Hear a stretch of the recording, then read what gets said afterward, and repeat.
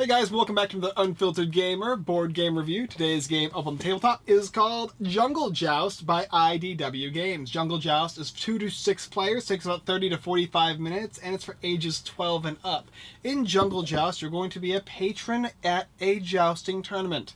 Sounds pretty cool, right? You're not really going to be the jousters, but that's okay because you're going to have jousters in it, and they are going to be moving across the field. Now, what you are going to be doing is you're going to be placing cards to either help them or hinder them along the field, and they're going to be these kind of cards that show how the horses look and how they're charging along with the jouster. While you're playing cards down, you'll also be taking bets as to which cards and symbols are going to be the most likely to be on the board at the end of the round.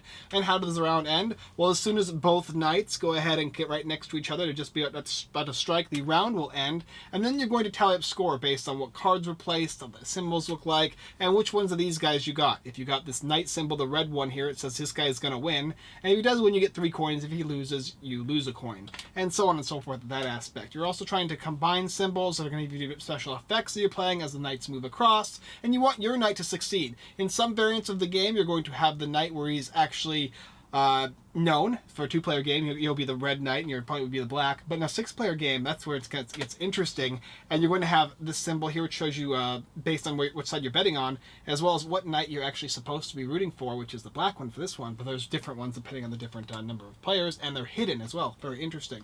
Nevertheless, that's the idea of the game Jungle Joust. Let's go ahead and show you how it looks. So here we have Jungle Joust, and as you see, I set it up for 4 different players. You're going to have the deck of cards, 2 in the tableau. Everybody gets 2 cards in their hand, as well as one of these little things here that shows which side of the race you're going to be betting on. For the red horse, this guy over here, or for the black horse, this one over here. Now, it's also going to say on the back of your thing what horse you're rooting for. In a 2-player game, you're going to already know it'll be red versus black. In a 3-player game, you mix it up equally. So one person's going to have 1 red and 2 black, or two red and 1 black, something like that. But that player's horse is going to score double points at the end. Nevertheless, he would be going for black, and this player might be going for red. Nice. And this one is going for red. Okay, and so this one's obviously for black. But you don't know that. It's a secret in the game, right? These are favor tokens over here that would be used when you match like symbols. You're going to have currency available for every round, and there's 3 rounds in the game. These over here are negative points you could acquire throughout the round, which you're going to have to pay back at the end, so you're going to lose a deduction of 1 for each and every one of them. Also, these guys over here are betting chits, and after you've done playing cards here, you're going to then be selecting one of these guys here to bet on. Maybe you think the black horse is going to win this round, or maybe you think there's going to be more black arrows placed on the field, or perhaps more black targets, as well as any of the reds. You could use that as well. Now, in the game, it's pretty simple. You're going to set the board just like we did here, so put this guy right there. Bam. And this guy right here, they're starting the star area location. And they're going to be trying to come across here. And you just go ahead and randomly allocate 1 player to go first. We'll just go ahead and say this player goes first. This is his hand of cards. The first thing you can do is play any amount of cards on the field for any horse. Now, each horse is going to benefit from these arrows here because they're going to be able to move forward as you go ahead and do so, as well as they're going to benefit from matching the like symbols. So right here we notice hopefully this guy is red, he's black, so he doesn't really want to put red up, but it will kind of help him at the same time. It's kind of a really risky thing. Actually, we can do this one over here.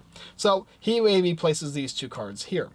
And he can place 1 or 2, it doesn't matter, it's up to him. And now he's got 3 targets, which is cool. It's going to give him a black favor for the black horse, which is going to help him, and he'll move up 2 spaces, 1 for each of these arrows. Now, each time you score 3 of these in a row, the same exact color, you're going to get a favor as well as an ability. Sometimes they're going to let you score an extra card into the betting pool, or make the other opponent's horse go back 1 space, and there's 3 different options that are going to happen for that, and you can look that up yourself, but that's the idea of it. And you only count 3 the first time, and then if there's another 3 black targets, it'll have to do another 3. You don't get to do it on the 4th one, so just so you know that. After you go ahead and do that, you're going to then be able to choose a betting chit of some type. Maybe he thinks the black horse is going to win, and he's already got this as the black horse, so he'll just go ahead and pick this. And that's going to give him 3 points at the end of the game if he succeeds with the black horse. Otherwise, it'll give him negative 1 point for every time you don't succeed this. So this is still for grabs. This is 2 points instead. But every time you fail a bet, it's going to cost you -1, and you're not going to get the points for this. Nevertheless, the next player is going to get to go. We'll just go ahead and say it's this guy.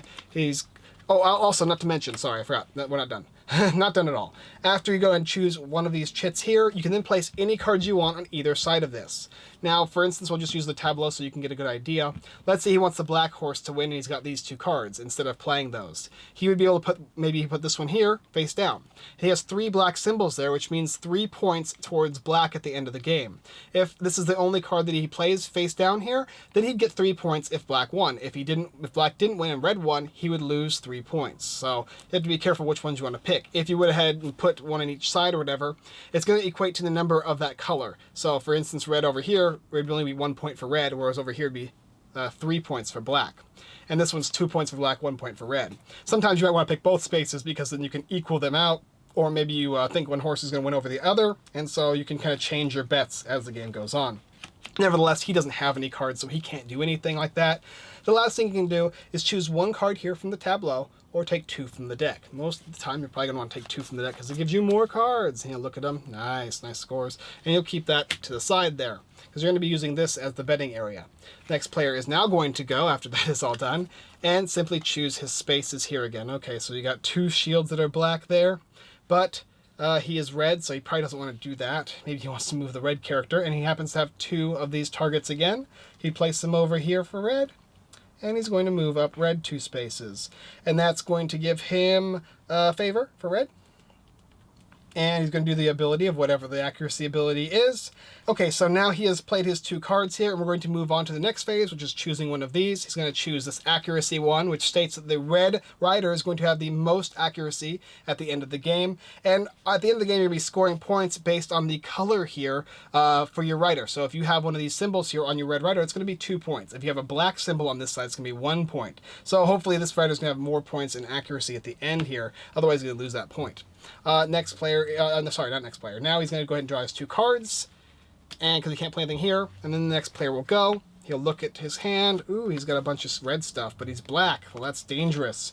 However, it could be useful. Let's see, because he also another thing to add as well. You cannot play cards on top of other cards unless they share a symbol and color. Has to be the same type and color. So like red fist. Over here, you can't really probably see it, but it's a a black shield, and a red accuracy. So in this aspect, he could play this over here, and then he could play this on top of it, moving the red guy up, which is kind of what he doesn't want to do.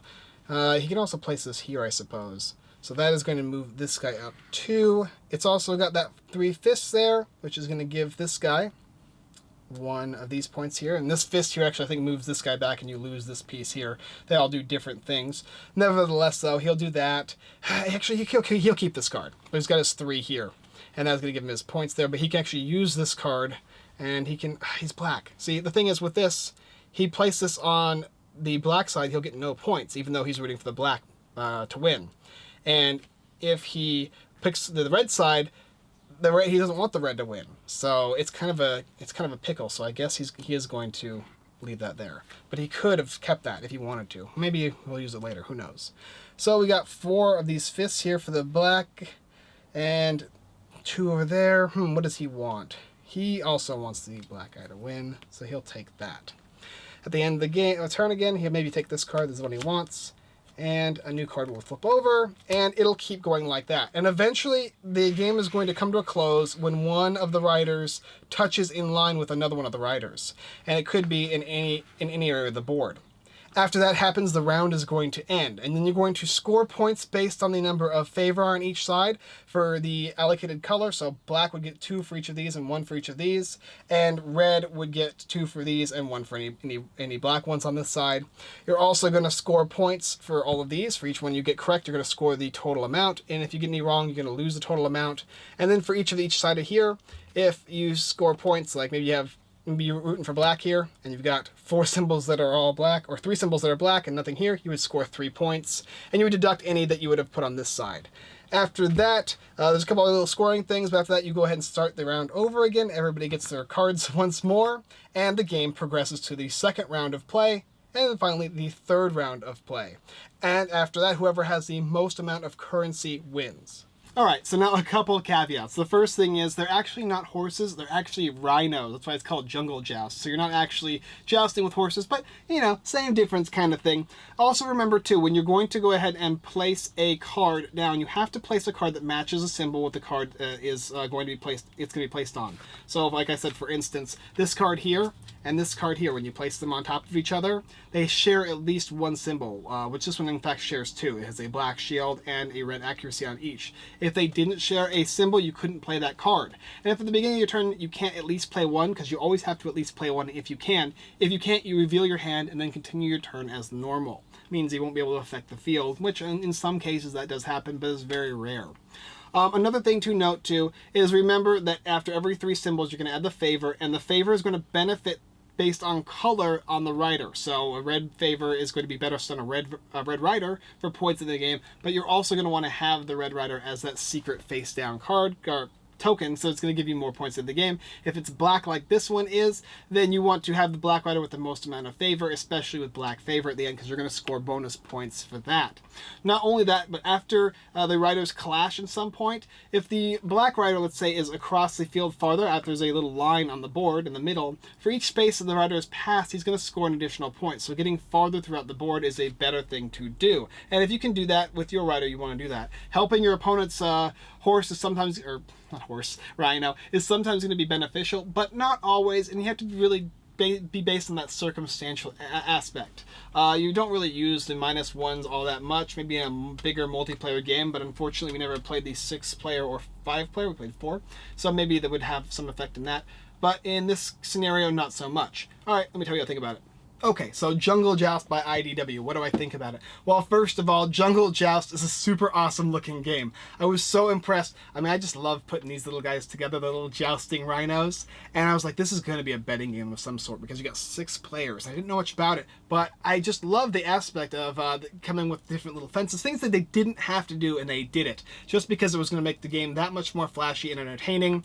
The game is definitely a fun one. I really, really enjoyed it. I thought everybody at the table did when we were playing. We were betting on the different rhinos. Sometimes you had to choose between your own one that you personally wanted to go with compared to the other one that was definitely in the lead. So you had to kind of make your bets variable based on what was going to win, even if you knew you couldn't win. Keep that amount of points in, because the next game maybe yours will win. You'll get those bonus points. You can also catch up in this game, provided you play correctly, play well, and think ahead of time. Realize what other players are doing, what kind of horses they're likely betting on. If they're picking up these little helmets here, you kind of have a good idea of what horses you think they're going to be going for. Although, if you want to trick your opponents and not be placing a lot on these little sides here, you can actually be going for the betting ones and just do your best. However, you want the favor on your horses as well. So it's very tricky to determine where you want to place certain things and how you want to place them. But it's very, very fun as well. I really enjoyed the little aspects of each of the different symbols. You not only get to play them on the correct symbol, but also the fact that you're going to get abilities. One of them, I believe, the fifth one is definitely you're going to remove a card from the opposing horse. Even if the horse that you played it on was yours, you're gonna lose on the other one, which, you know, whatever.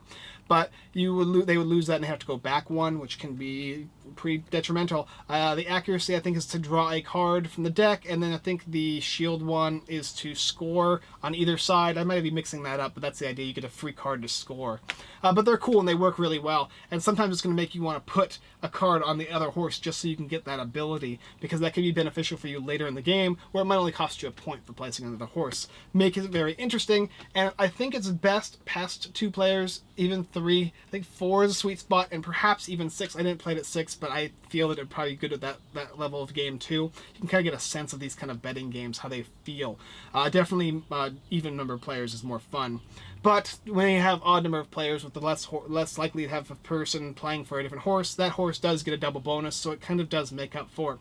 Nevertheless, 4 was my solid aspect of the game. Solid. The production quality is great. The artwork is amazing. This game is all around very good. If you like a betting game, if you like a family deducing kind of betting game, you're definitely going to like Jungle Joust, and I highly recommend it.